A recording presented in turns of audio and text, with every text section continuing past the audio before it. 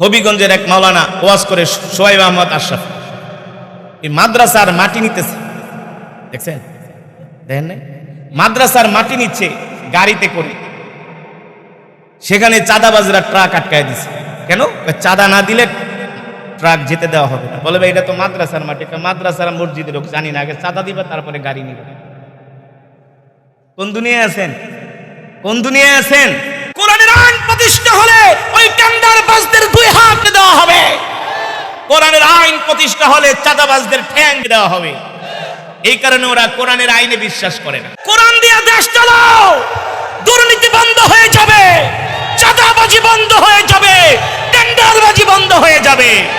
কিন্তু দুর্নীতি, চাঁদাবাজ, টেন্ডারবাজরা তো কোরআনের আইন চায় না। কোরআনের আইন হইলে তো ওদের হাত কাটা যাবে। কথা কয় না? কোরআনের আইন প্রতিষ্ঠা হলে ওই টেন্ডারবাজদের দুই হাত কেটে দেওয়া হবে। কোরআনের আইন প্রতিষ্ঠা হলে চাঁদাবাজদের ঠ্যাং ভেঙে দেওয়া হবে। এই কারণে ওরা কোরআনের আইনে বিশ্বাস করে না। ঠিক কিনা বলেন?